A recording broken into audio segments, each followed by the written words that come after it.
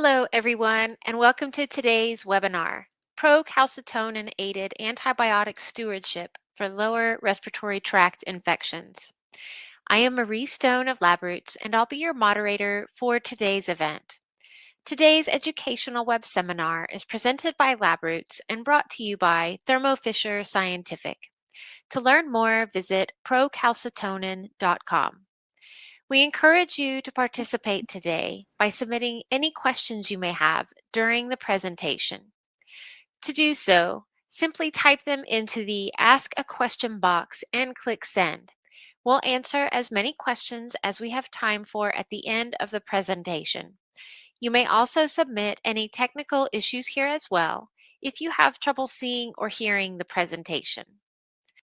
I'd like to now welcome our speaker, Dr. Edward J. Septimus, Clinical Professor at Texas A&M College of Medicine, Senior Lecturer, Department of Population Medicine, Harvard Medical School, and Professor and Distinguished Senior Fellow, School of Public Health, George Mason University. Dr. Septimus, you may now begin your presentation. Well, thanks very much, and welcome everyone. I hope that this will be meaningful and valuable after the presentation. So we're going to get started, and here's my agenda.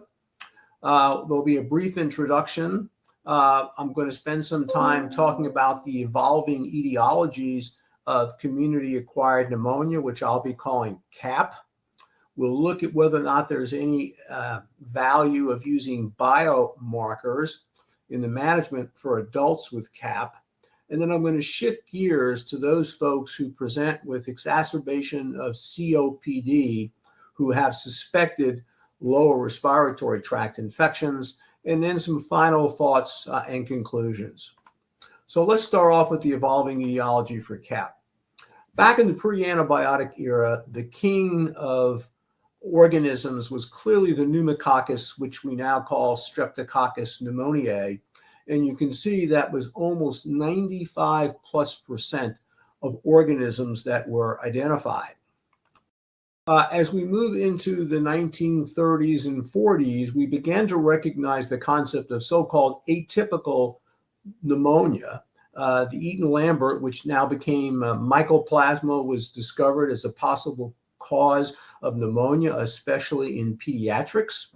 And then during World War II, we began to see other causes of pneumonia identified, the biggies being pneumococcus, influenza, the atypicals, and now virus, especially adenovirus and other viruses as they lived in these barracks with poor ventilation. And then as we get towards the end of the 1965, 1967 time period, we began to look at pneumococcal pneumonia still being the predominant organism.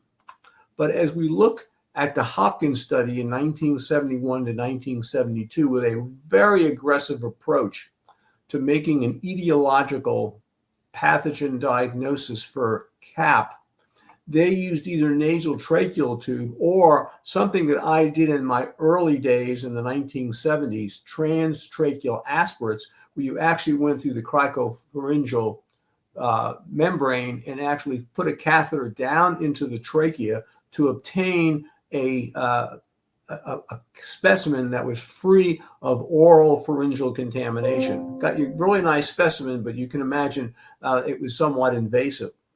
The bacterial causes that were identified, 88% of the cases had a bacteria, was once again the pneumococcus, being about 30%, but we began to see some other organisms appear, one of them being Haemophilus.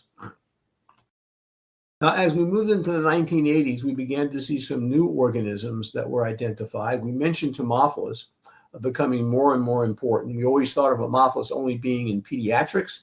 A number of these were non-typable. Chlamydia, pseudocyi was identified. And then in the landmark study, looking at pneumonia in Philadelphia and then subsequently in other places, including Pittsburgh, Legionella was identified as a potential cause of community-acquired pneumonia. Moving into this century, in the first decade, there were three very nice studies which I'm highlighting because for the first time, we began to get tests that were capable of looking at viruses using PCRs. So 2 of these studies did that.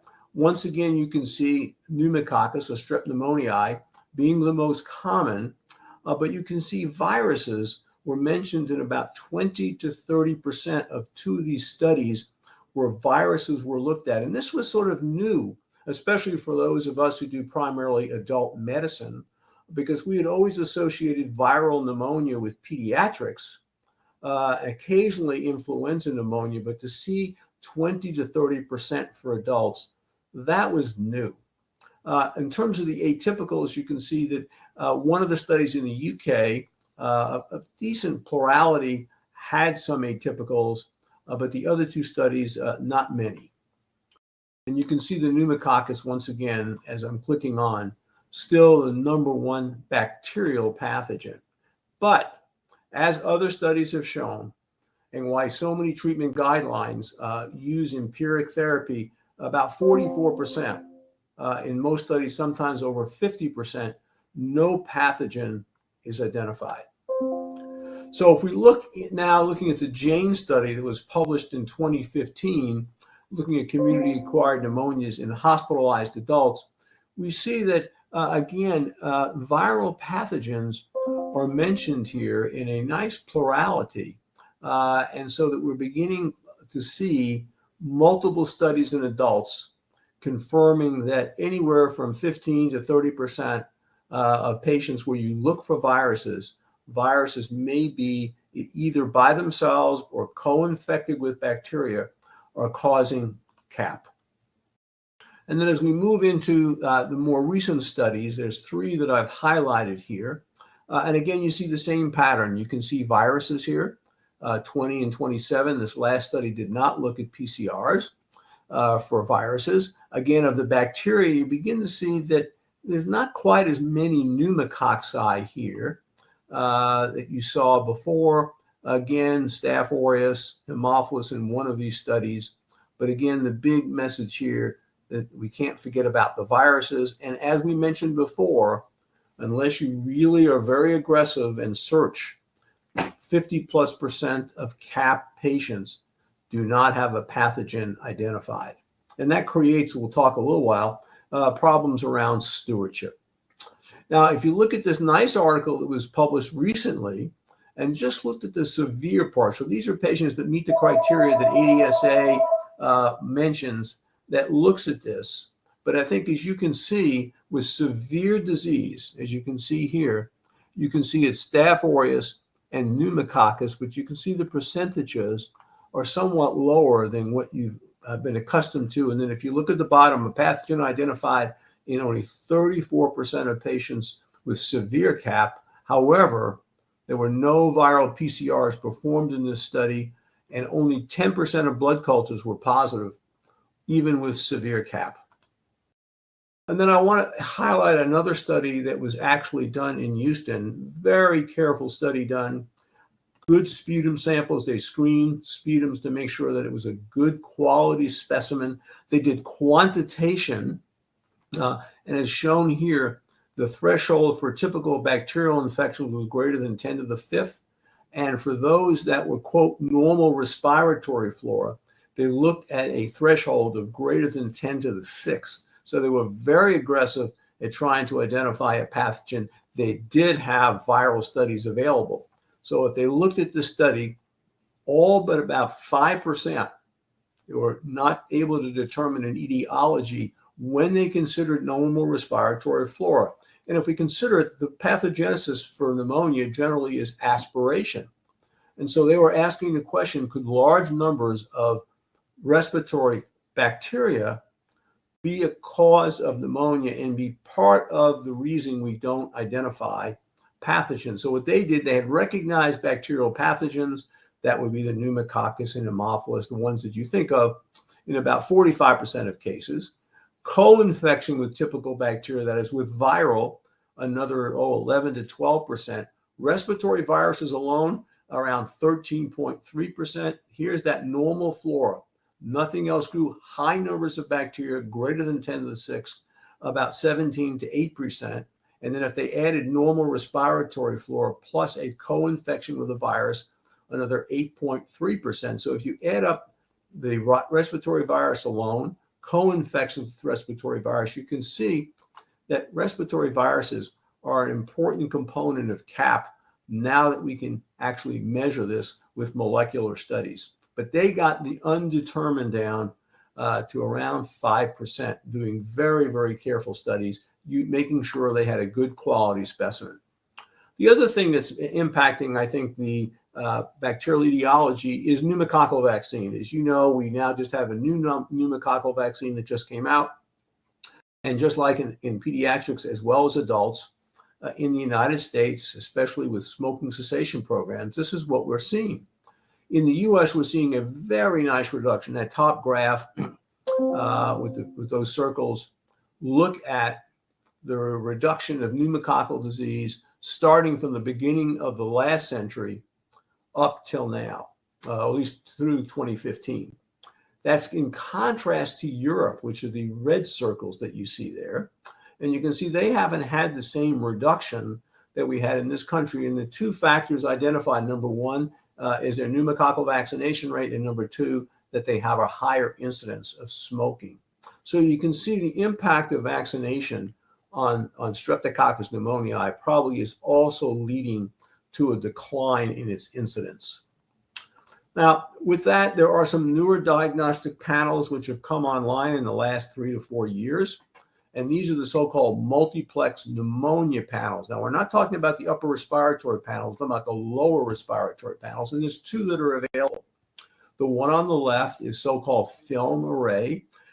It contains viruses, the typical bacteria you see in the middle, done by a semi-quantitative measure. They have the atypicals that are also qualitative, and then they have the typical resistance genes that you're familiar with. The curatus on the right have much the same bacteria, and they have in addition here Stenotrophomonas, which is not in the biofire, but they don't have any viruses. They have many of the same resistance genes, plus OXA23 and 24, and they add Pneumocystis jirovecii, or the old Pneumocystis carinii pneumonia, which in some populations can be an important pathogen, which has now been reclassified as a fungus. So the panels have a lot of overlap, but one has viruses, one has pneumocystis. They both have resistance genes. So again, this is beginning to slowly get into routine microbiology labs, but this is the last of the big syndromic panels to be introduced. So with that as a background, knowing it's difficult to define the etiology of CAP, giving you the idea that viruses may be important, some by itself, some with co-infections. What additional tools do we have? Because these multiplex lower respiratory panels are not readily available. So what do we have that's available now? And is there a role for biomarkers? So let me give you some inconvenient truth, which is why I think we need to use all of the tools we have. CAP, whether it's the ATS IDSA guidelines, the guidelines that I just looked at from Australia, they all rely on empiric antimicrobial therapy. That means before we identify a pathogen, as you can see, unless you really, really try hard, half the time we don't identify an actual pathogen, let alone a bacteria. So we rely on empiric therapies based on what the most likely bacterial pathogens may be. However, large studies that use extensive microbiological testing, which I've just gone through, show you that viruses may be more important than we thought with CAP. And as you know, most antibacterial antibiotics don't work for viruses and may have a negative impact on the host microbiome and the development of resistance, side effects, and C. diff. Other respiratory infections, including tracheobronchitis, upper respiratory, COPD with exacerbations, the burden of bacterial infection in that population generally tends to be low, yet many of these patients get antibacterial agents.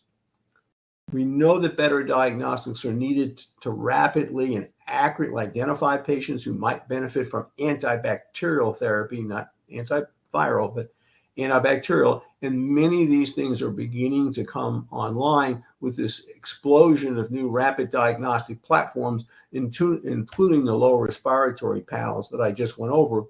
But despite all these advances, until we can get reliable panels that can identify lower respiratory pathogens, we still have about 40%, even in high quality studies, where a pathogen is not identified. So what other tools do we have available now? Also, the host response, such as temperature, white count, C-reactive proteins, etc., are very, the sensitivity and specificity is not all that great, and it doesn't always accurately distinguish between bacteria and virals. There is a biomarker, procalcitonin, which may provide additional information in the sense that procalcitonin levels tend to be up in bacterial infection and normal in most viral infections. So that's a biomarker we have available to now. And in fact, there are several studies that have demonstrated looking at procalcitonin for respiratory infections, which can greatly reduce antibacterial exposure without increasing the rate of disease progression, treatment failures, and can reduce antibacterial exposures.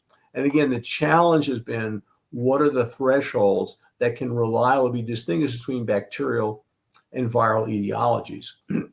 So with that, here's sort of a summary of some of the things that we have available to us now, with the exception of procalcitonin, which I'll consider separately. One, we mentioned about fever. Certainly is sensitive for inflammation, but it doesn't distinguish between viral and bacterial. A white count, again, many bacterial infections have high white counts, but we can see stress reactions to viruses, and we can see suppression of white count with severe bacterial infections. Cytokines are great in terms of the laboratory. They rapidly get induced, but these are mainly laboratory tools for research. CRPs are readily available. There is some specificity for infection and inflammation. It's inexpensive, relatively easy to get done, but it's not as specific for bacterial infection as the biomarker procalcitonin, which is at the bottom of the slide. And procalcitonin can be very helpful in the first 6 to 12 hours, which I'll show you the kinetics later. It is induced and produced in response to bacteria, and it's relatively good in most cases of separating virus from bacteria. And we'll show you some of the exceptions. So here's the dynamics. So in patients who have bacterial infections on the left, through activation of IL-6 and TNF alpha, procalcitonin is produced in multiple organs, and it goes up. For most viral infections where we have interferon gamma produced, in fact, procalcitonin tends to be suppressed. And so if you look at the kinetics of procalcitonin, you can see, again, this is a product that has to be made by a variety of organs. So when a bacteria is found, we get induction of some of those inflammatory cytokines. You can see that within 3 to 6 hours, usually that's what it takes to rise for a bacterial infection, we see the ability to detect procalcitonin. Meaning if you were to get someone in the first hour or two and you draw a procalcitonin level, it could be falsely low or undetected. And in that situation, repeating it 3 to 6 hours is a recommendation. And we'll come back and talk about that. It peaks at about 18 to 24 hours. And then if effective therapy is started, and this is important, we see the kinetics. The half-life of procalcitonin is about 24 hours. So it takes about 24 hours of appropriate therapy before we begin to see a reduction.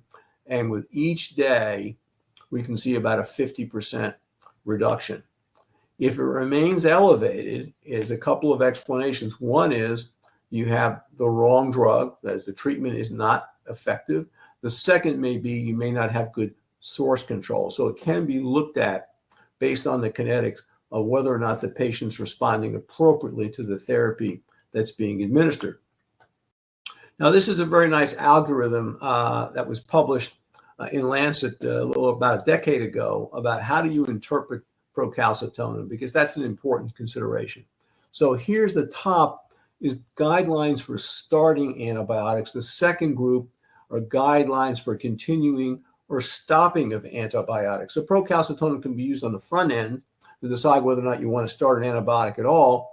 And on the back end, looking at duration of therapy based on the kinetic clearance, which I reviewed on this particular slide here, based on the half-life of the drug with effective therapy. So if you look at this, if the patient's concentration is generally less than 0.25, antibiotics are strongly discouraged. As I mentioned, sometimes you may want to get a second procalcitonin level if you think you get someone very early, because it takes 3 to 6 hours for procalcitonin level to come up. And so a second level may be appropriate depending upon where in the course of infection you see the patient. Concentrations between 0.25 and 0.5 is in the sort of a gray area, but most people say, and you have to correlate the procalcitonin with your patient.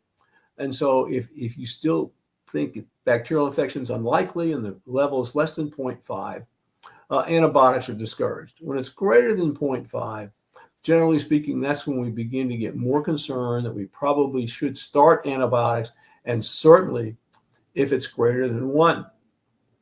The bottom part says you've already started antibiotics. What's some guidance when we can stop it? Well, one thing is if it's less than 0.25, regardless, strongly encourage people to stop antibiotics. Now, here's the thing. If it's decreased by at least 80% from the peak concentration, or it's gone down to between 0.25 and 0.5, we strongly encourage antibiotics to be stopped. So in general, the more severe the bacterial infection, the higher the level. We talked about the clearance of procalcitonin. And so it may take a while if you start off with a 10 or 20 mic level to get down to that 0.25 or 0.5, so you can use the 80% clearance as a measure to stop antibiotics. So that's the two things that people use in terms of looking at duration of therapy. Now, if it's decreased by greater than 80%, but it's still greater than 0.5, most people would say, I'm going to continue antibiotics until it gets lower. And obviously, if it doesn't come down, you either have the wrong diagnosis or you have a source control problem. And so you need to look further. So this is pretty good guidance. Again, I'm going to emphasize this over and over again, always correlating this test and any other test you get at the bedside, integrating that into other clinical and laboratory measures in making decisions. Now, there are some false negatives. I've already discussed early in the course of infection. You may want to get a second one. If you have a very localized infection, bacterial, group-based strep, maxillary sinusitis, cystitis, skin abscesses, osteomyelitis, subacute endocarditis, they all tend to have normal procalcitonin levels, despite the fact you see, let's say you see a boil. That's obviously a bacterial infection, most of the time due to staph. You're unlikely to see procalcitonin levels go up in that situation unless you have systemic dissemination. And mycoplasma, which is one of the atypicals, tends to have levels that are slightly higher than viral, but lower than bacterial. So there's a kind where you may see some false negatives. Now, where can you see non-bacterial causes of elevated procalcitonin, which I've defined as being false positive? Any severe physiological stress, initial post-op, burns, bowel ischemia, pancreatitis, strokes, shock of any kind. Some of the highest procalcitonin levels I've seen actually have occurred with cardiogenic shock, where you get the full-blown cytokine activation. For all the world, it looks like septic shock, but in fact, it's due to cardiogenic shock, can greatly elevate procalcitonin. When you see that and the cause is cardiac, it's because of that inflammatory response. There are certain malignancies, certain medications. There are non-bacterial pathogens. Malaria will elevate procalcitonin. Candida infections, by the way, will elevate procalcitonin. And then a word of caution about patients who have renal insufficiency, whether acute or chronic. Procalcitonin generally is cleared renally. And so the value of procalcitonin in renal insufficiency is very difficult to interpret, and we generally tend to discourage people from measuring it if they have renal insufficiency. Now, what about for CAP? There's a very nice study that was published a couple of years back. As you can see on the left, this is viral. These are the atypicals. Remember, I told you the atypicals tend to be a little bit higher than viral. And here's the typical bacterial. And you can see a very marked difference between the viral and the bacterial, but you can see there's some overlap. And this has been one of the things that have caused people some heartburn about, is there an appropriate cutoff that clearly can distinguish bacterial from viral? And you can see if you get into a viral infection where you get the inflammatory process, and we'll talk about COVID, this can sometimes occur. So that's why I always say you've got to look at the patient. Generally with Mycobacterium, we don't see much of an elevation, but you can see the higher the value, the more likely it is discriminating between viral and bacterial. But you've got to look at your patient and take all those factors into account. Now, if you look at procalcitonin guided for standard respiratory tract infections, and you look at CAP, and you look at the number of patients who are actually on antibiotics, you can see that patients who get procalcitonin guided therapy have much less exposure. Okay, this is a randomized trial administering antibiotic based on a procalcitonin algorithm with predefined cutoffs for initiating and stopping antibiotics. Okay, and the other group, a control group, just used standard guidelines. As you can see, the procalcitonin guidance compared to standard therapy, okay, I will tell you there was similar rates of adverse reactions. However, there was much lower rates of antibiotic exposure and lower rates of antibiotic-associated adverse events. So, integrating procalcitonin, you decrease the duration of antibiotics, the amount of antibiotic days, and you decrease side effects due to the antibiotics, and you can do that safely as well. So I always want to kind of bring this back to the bedside, because that's how do you apply what we've just talked about to a patient. So this is a typical 61-year-old patient who came in, who had underlying hypertension, was on medication, had a 10-day dry cough, generalized body aches for 4 days. This was in 2020 during one of our big surges for COVID. I'll tell you that in advance. Patient was febrile. His white count was normal, but he had a lymphopenia, mild elevation of his liver function test. His procalcitonin level was undetected, but look at the CRP. CRP was 124. Most other viral infections, we don't usually see CRPs elevated, but with COVID, there's this background inflammatory response. We see low procalcitonin and high CRP. So we've learned that over the years. Chest x-ray showed a typical ground glass appearance, and you can see the vital signs that are there. Unfortunately, the patient got worse, got more progressive infiltrates, and I'll show you the initial chest x-ray, which is here, which sees this bilateral interstitial type pneumonia, very nonspecific, but fairly consistent with a viral process. Now, what happened to the patient? Blood cultures were drawn. He was started on the typical CAP guideline things of azithromycin and ceftriaxone for severe CAP. His PCR came back on day 2 that indicated that he had COVID pneumonia. He unfortunately had to be intubated, placed on mechanical ventilation. Because the COVID test was positive and the data was emerging of the benefit of dexamethasone. Dexamethasone was added at that time. They did do cultures through the tracheal aspirate now that the patient's intubated, so he had a good quality specimen from the lower respiratory tract. And a couple of things to keep in mind. One, only few white cells were seen, and the majority of people have clear bacterial infections. They have what we call purulent, which means there's greater than 25 white cells per low power field. This only had few, and the gram stain was nonspecific and showed a couple of gram positive cocci. The blood cultures remained negative, and the tracheal aspirate was eventually read out as being, quote, normal flora. And I've already discussed the value of what that means or doesn't mean. In this case, with very few white cells, and I can tell you the colony count being very low, it's unlikely that this was a bacterial infection. And add to that the patient had a very low procalcitonin level. The pneumococcal and Legionella antigen in the urine were negative, and so the question is, what would you all do next? Well, this patient went to the ICU. This was, midway through the second wave, actually, for COVID for us. And the patient was pretty sick. Any of us who've seen these COVID pneumonias prior to vaccinations, et cetera, know that these patients who go on ventilators, they're pretty sick and they often stay on ventilators for a while. And that's what happened to this patient. The patient got the typical azithromycin ceftriaxone. The intensivist, in fairness, looking at these patients, especially these people are really sick. He got nervous that maybe he was missing something. So he added meropenem and then he added cefepime. He remained on a mechanical ventilator, and these people who get on mechanical ventilators may be on ventilators for months.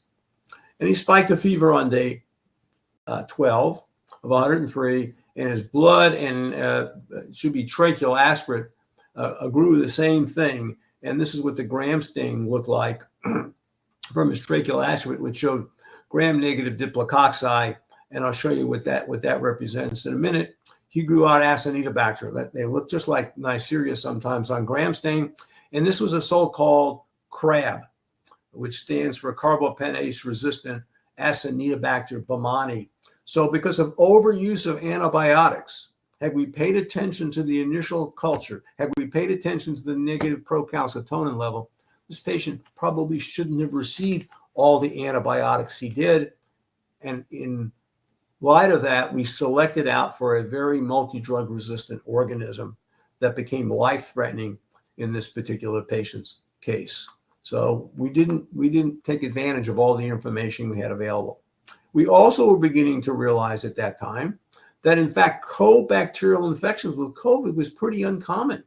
This is just one of several studies that told us that, in fact, less than 5%, there's a beautiful meta-analysis that just came out, which is not part of the slide deck, that showed exactly the same thing. Less than 5% of these patients in multiple studies have co-bacterial infections, and yet over 60% of patients who come in with COVID pneumonia end up getting antibiotics. This particular study also looked at procalcitonin, and they found greater than 0.5. Remember, we talked about that greater than 0.5 was the strongest predictor of having a co-bacterial infection, but even at greater than 0.5, almost a quarter of them after study didn't have bacterial infection. But the strongest help for procalcitonin was its negative predictive value. So if it was less than 0.1, the negative predictive value was 98% for bacterial infection. So getting back to the patient in question, if we paid attention or more attention to that procalcitonin level, we would have stopped his antibiotics and we wouldn't have selected out for this very resistant organism. In fairness to the team taking care of him, this was fairly early on in our experience with COVID. We treat these patients very differently today than we did back in 2020. And then procalcitonin in COVID, we've already talked about how it fits. It also can be somewhat prognostic, as you can see here, that if you had less than 0.05 in the beginning, the patient was unlikely to die. And as the procalcitonin level goes up, it's more likely they have a secondary bacterial infection, and their mortality tends to be higher. So what are some of the lessons learned? Obviously, procalcitonin, if it's less than 0.05 or certainly less than 0.1, is consistent with a viral process. And if you have that available in-house, which if you're going to use procalcitonin, it's best you have the platform in-house. That's pretty much consistent with a viral process. The urinary antigen for Pneumococcus and Legionella was negative. We grew out normal flora. We didn't grow out Staph aureus. We didn't grow out any gram negatives. And the overuse of antibiotics, as I mentioned, selected for an MDRO. And now that we understand this disease better, we know that co-infections with COVID, with bacteria are very, very low. So let's shift gears now for the rest of our time together and say, okay, so we've looked CAP and we've looked at biomarkers. We know there are new diagnostic studies that are coming down the pike. What about COPD and bronchitis? And is there a value of procalcitonin? Because as you know, people who meet the definition of COPD with exacerbation based on the GOLD score, almost all of them get antibiotics. And the question is that always necessary? So let's take a look at this procalcitonin guided standard therapy for use in lower respiratory tract infections that again looked at exacerbation of COPD on the left and acute bronchitis on the right. And you look at the control group and you can see the antibiotic exposure. The number of patients receiving an antibiotic therapy was much lower in the procalcitonin group versus the control group. And remember what I said earlier, greater exposure to antibiotics changes our microbiome. It selects out for resistance, side effects, C. diff, all can be decreased if we shorten or don't expose people to antibiotics when they don't need it. So if we look at this other study that we did here in Houston, we looked at 139 of our patients with 64 in the pre-intervention group, 75 in the post-intervention group. All of these people had to be at least 18, so they were supposedly adults. They had diagnosis of COPD with exacerbation that met the standard. And they all had to have a procalcitonin level drawn in the first 24 hours. And these were people who were admitted. So maybe a little bit sicker than the average. But they had to be admitted. They all had COPD with exacerbation. With the implementation of procalcitonin guidance, that is, if they got a procalcitonin level and that level was less than 0.25, okay, antibiotics were recommended to be discontinued versus pre-procalcitonin. So in that particular, we had a significant reduction in the number of antibiotic days of therapy, went from 7.1 days down to 2.4 days. We also wanted to make sure there were no unintended consequences or harm. So we looked at respiratory related 30-day readmission rates. It didn't differ. We wanted to look at treatment failures, meaning we stop antibiotics and the patient had an unexpected transfer to the ICU. Not statistically different. What about going on invasive ventilation? Not statistically significant. So there was no difference in terms of unintended consequences from the group, and we greatly reduced the number of days on therapy for antibiotics. So this was a very successful program and now has been hardwired in our institution as well. So the other thing that I sort of alluded to earlier, and that is the tremendous value, the negative predictive value of procalcitonin. So you can see here that the cutoff, again, 0.5 or 0.25, and you want to look at these syndromes, fever and neutropenia, sepsis in the ED, sepsis syndrome or CAP. And I've shown you some of the data for CAP. The negative predictive value is very, very high.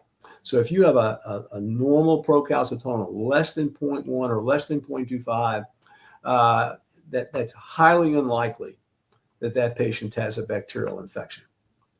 Now, what about real world experience? If you have an effective protocol in place, and by that I mean that it's integrated into your antimicrobial stewardship program, I can't emphasize that enough. To be successful, whether it's a molecular test, whether it's a biomarker, you need to make it actionable.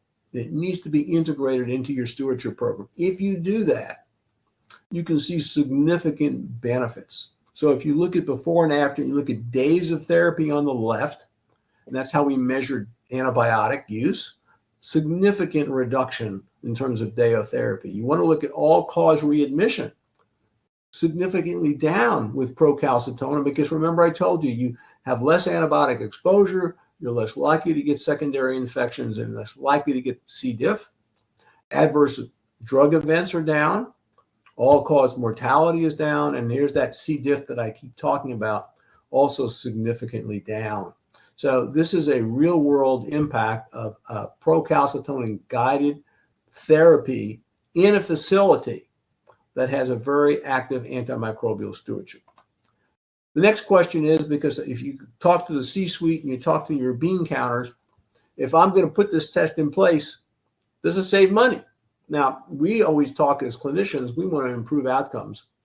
But bean counters like to know what the value proposition is. They want to know what the business case is for implementing procalcitonin algorithm. And again, I want to emphasize, it's got to be integrated into your system. But if you do, and you want to look at the financial success, and this is just one study, okay, you can see, first of all, costs go down in a variety of space, okay? You look at all of these parameters, whether it's laboratory, C. diff, antibiotic use, you can see there's a significant reduction across the board from a procalcitonin to a post, and you can see reduction right across the board. And so there's no question that if you do it correctly and you integrate it into your stewardship program, you will not only see better outcomes, but as I've always said, good quality almost always leads to reduced costs.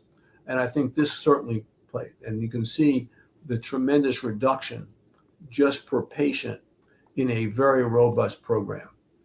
So just a few final thoughts, and then we'll open it up for questions. I want to talk about the de-escalation space a little bit, because I can understand when data is being accumulated, and you may not have all the data to make all the final decisions. You may initially decide to start empiric antibiotics. So let's look at what we can do with a de-escalation strategy.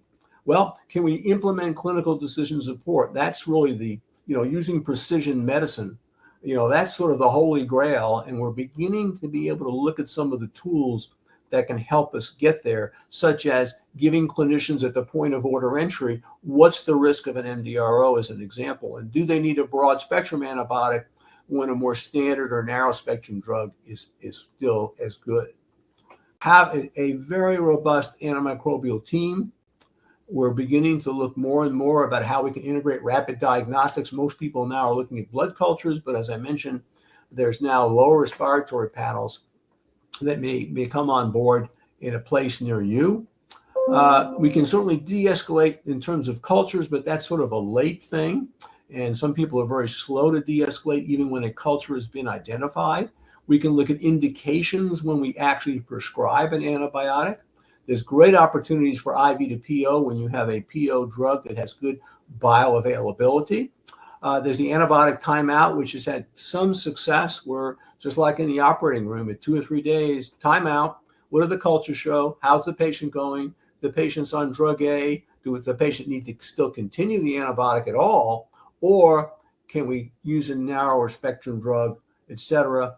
And then there's, of course, duration of therapy. We've learned that most of the common clinical syndromes, we can treat the patient with fewer days, which means they have less exposure to antibiotics. And then how do we integrate a biomarker like procalcitonin? And I've already said you can do it on the front end. You can also look at duration of therapy in the back end. But if you start antibiotics and you have a consistently low procalcitonin level, as we talked about, or that COVID pneumonia case that I just mentioned, maybe we start antibiotics initially, we get the procalcitonin level, it's undetectable. That's an opportunity to de-escalate and reduce antibiotic exposure. So let's talk about the summary and benefits. Decrease antibiotic exposure, decrease adverse events such as C. diff and other adverse events such as AKI. It shows the decreased readmissions, relapse, and reinfections. It decreases mortality. It decreases ICU and length of stay, which the bean counters love, decreased length of stay. And it reduces all these other costs, which I went over on a prior slide. And as I mentioned before, it has a very high negative predictive value and facilitates de-escalation. So those are the benefits. So what are some of the best practices that I've seen if you're going to use procalcitonin? One, obtain an initial level as close to the time of starting antibiotics so you have a baseline. Trend that over the next 24 to 48 hours. If it is a true bacterial infection, you should begin to see the procalcitonin come down. If it starts to go up or it doesn't come down at all, think about whether or not you've got the right drug or whether or not you have a source control issue. You should always initiate antibiotics patient you think has severe sepsis. It's important to do it in a timely manner. Don't delay antibiotics based on the procalcitonin result. Don't do that. And I mentioned the high negative predictive value for sepsis. Initiate antibiotics for suspected sepsis. As I mentioned, timely is important. Delaying it is not appropriate. But procalcitonin may be ordered sort of downstream after antibiotics are started to try to differentiate bacterial from non-bacterial. These COVID patients for all the world look like severe sepsis, okay?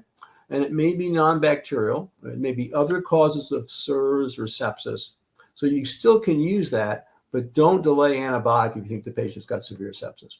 And then I already mentioned the value of using it for de-escalation and the kinetic clearance of procalcitonin being a good way to measure whether or not you can stop the antibiotic. We mentioned about how it can be used for respiratory tract infections, especially exacerbation of COPD and bronchitis. And then a word of caution, and that is that procalcitonin in general should not be ordered in patients with renal insufficiency, given the fact that levels tend to be elevated anyway, and it's cleared by the kidney, so that levels may be elevated and it'll be very difficult to interpret. So I just discourage people from getting it with renal insufficiency. So I want to end on this slide. And, the old antibiotics were miracle drugs. When penicillins were first introduced into clinical practice in the 1940s, this was a huge breakthrough. And then more types of antibiotics became available, and they didn't seem to be much of a downside risk. However, as most of you know, we have fewer new drugs coming on the market.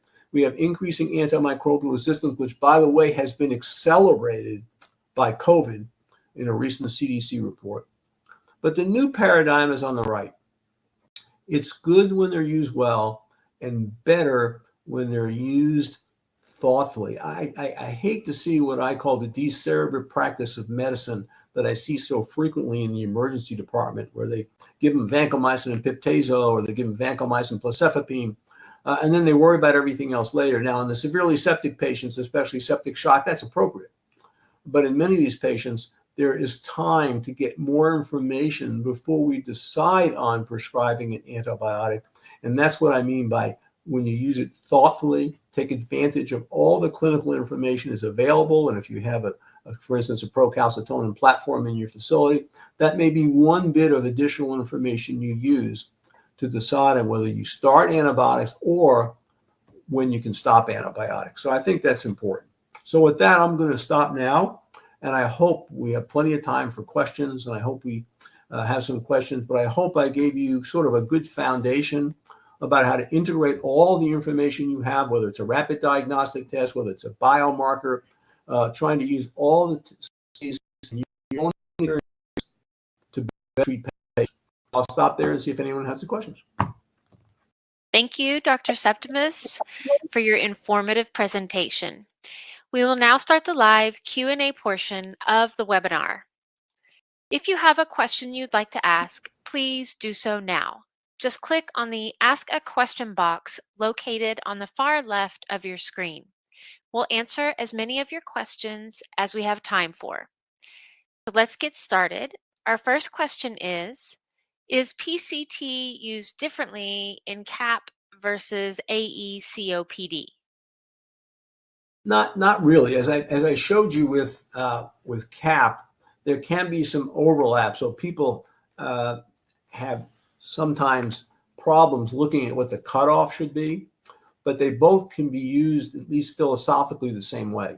If you have a very low procalcitonin level, less than 0.25, less than 0.1, okay, that's when you have very strong negative predictive value. If you have a fairly high procalcitonin level, 4, 5, 6, 10, then that's certainly more likely to be bacterial. It's in that gray area of 0.25 to 5, 0.5 to 1, excluding renal insufficiency, where there can be some overlap, and that's why you have to use clinical judgment and other information that you have in deciding on antibiotics. But great negative predictive value, and if it's obviously higher, it's more likely to be bacterial for CAP.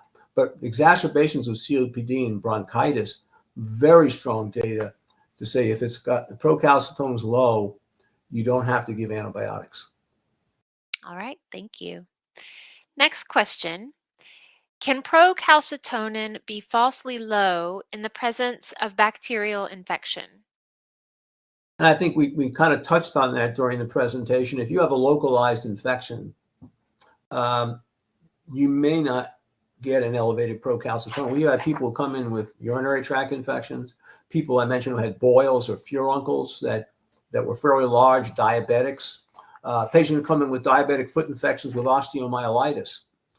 Those are conditions where procalcitonin may not go up because they're localized and not more systemic. So yes, you can get false negatives, but if you see someone who's got a boil and has got pus, and you see someone who's got a diabetic foot infection, if the procalcitonin level is low, don't take that to mean they don't need antibiotics. That's why I'm saying you always have to look at the patient and also understand, and the reason I gave you that false negative slide, that certain localized infections, you may not elevate procalcitonin. You should always go based on your clinical impression. Right. Thank you. Next question. How should PCT be used during flu season? Great question. We haven't seen flu because of COVID.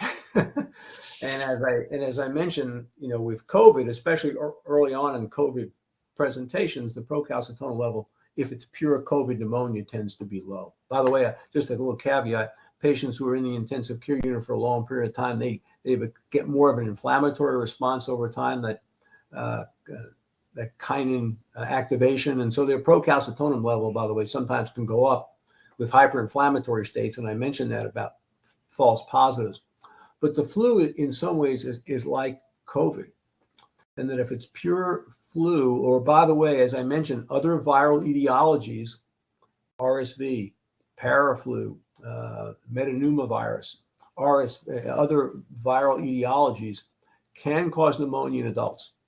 So procalcitonin can be used in that clinical syndrome. If you think it's virus, chest X-ray looks viral, Y count's normal as an example, and you have a low procalcitonin level, whether it's influenza or RSV or other viruses, you can still use that value of procalcitonin to try to differentiate whether it's viral or bacterial, especially when we don't have the test back yet. If you have a multiplex upper respiratory viral panel, you may not have that result in the first day or so, but it can be used the same way we did it in COVID. I see. Thank you. Next question. Is PCT elevated in pediatric patients with otitis media, suppurative OM? In general, not. The data around use of procalcitonin in pediatrics is a little bit less clear than it is in adults. And so it's not something that's actively been pursued in the pediatric area. But again, otitis would be considered a localized infection. Thank you. Next question. Do you see different applications for PCT in COVID-19 patients upon presentation in the ED versus those admitted to the hospital? A great question. I kind of alluded to that in my previous answer. So generally speaking, as the patient that I presented earlier, most of them will have pure COVID pneumonia, and that's the overwhelming majority of patients who have this ground glass bilateral interstitial kind of appearance. They're going to have a low procalcitonin level. After they get admitted to the hospital, those ones that unfortunately end up getting on ventilator, they get this hyperinflammatory response, this sort of cytokine storm type of picture. They will begin to elevate procalcitonin because of that hyperinflammatory response, independent of having a bacterial infection. So if you catch them early, they're generally going to be low. If they're in that hyperinflammatory response, and we've all seen it, those patients who end up chronically on ventilators, then the procalcitonin may be elevated for other reasons other than infection, and it becomes a little bit more difficult to interpret, to be honest. All right, thank you. Next question. How is PCT used in patients on hemodialysis? Well, that's a great question. I also try to address that. I don't like to give procalcitonin levels in patients who have renal insufficiency or hemodialysis. Now, if you hemodialyze someone, let's say you have a procalcitonin level of 4, and you hemodialyze, you'll get some clearance of the procalcitonin level. So it may look like it's coming down, where in fact it's due to hemodialysis. So I tell people not to give procalcitonin levels because they're difficult to interpret. Occasionally, someone will get a level, patient's otherwise clinically stable, renal function stable, even though it's abnormal, and maybe they have a high procalcitonin level, In some cases, if all things being stable, sometimes you can follow that level, even though they have renal insufficiency, and see the level come down. But in general, I try to discourage people from getting Procal levels in renal insufficiency. I see. Thank you. And we'll wrap up with that question. Thank you, Dr. Septimus. Do you have any final comments for our audience? Well, my question is first of all, thank you for spending the hour with me. I hope this was a value added to your education. And again, I'm just going to emphasize the same points, whether it's a rapid diagnostic test, a multiplex channel, whether it's a biomarker like procalcitonin, always try to integrate that with the patient that's in front of you to make the best possible choice and to interpret the numbers that make sense in the patient you're seeing. So very, very important not to use the test in isolation. Well, that would be my big message, that being at the bedside still matters. But these tests are very helpful in trying to help us make better decisions. Great. Well, thank you again, Dr. Septimus, for your time today and your informative presentation. We would also like to thank LabRoots and our sponsor, Thermo Fisher Scientific, for underwriting today's educational webcast. Before we go, I'd like to thank the audience for joining us today and for their interesting questions. Questions we did not have time for today and those submitted during the on-demand period will be addressed by the speaker via the contact information you provided at the time of registration. This webcast can be viewed on demand. LabRoots will alert you via email when it's available for replay. We encourage you to share that email with your colleagues who may have missed today's live event. Until next time, goodbye.